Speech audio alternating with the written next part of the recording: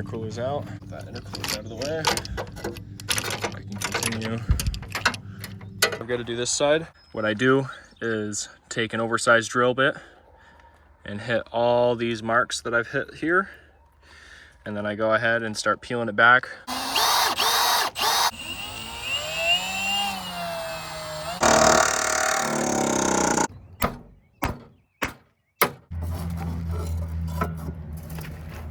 All right, after a bunch of crashing and bashing, smashing and drilling, I finally got the new crash bar off the other car.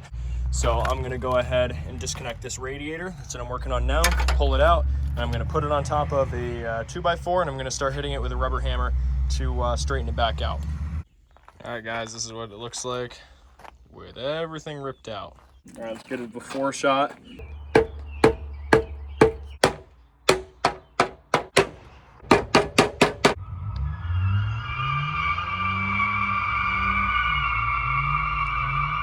Terrible burnout. Get a before shot. This is after. I'm gonna go ahead and straighten out these mounts. All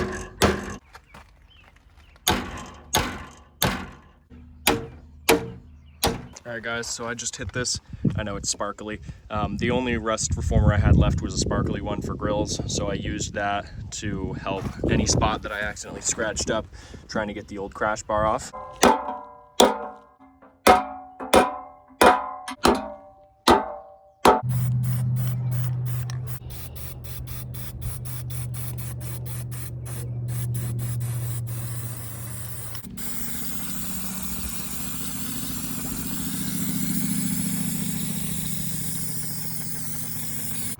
My dad just helped me. Well, he did it for me, really. Welded on new aluminum rods here. Now I am all systems go for rebuilding this entire front, and then I'll be putting on the Griffin front bumper. All of my mounting hardware, the plastic is broken off, but on the bottom, it's still all there. Just put 2 zip ties around the back and tighten them down. All right, guys, the radiator's back in, and it is looking a heck of a lot better. It's matching up in all its OEM mounting points. I had to adjust areas that were hit by the crash a little bit, but it's all mounted back in place, and now I'm going to put in the intercooler. So I just decided I'm going to go with it as is. There's only so much I can do. I think that this is going to be fine. I actually found the OEM mounts and was able to hook them up from a parts car. My car did not have these originally. I've never set it up like this before, but that being said, I think that this is going to function a lot better.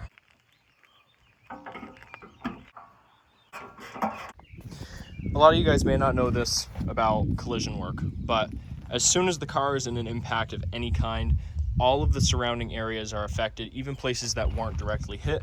Like, for instance, I only hit right here with one tree. That one thing affected the entire curvature of that panel I'm pointing at there, all the way back, even to here.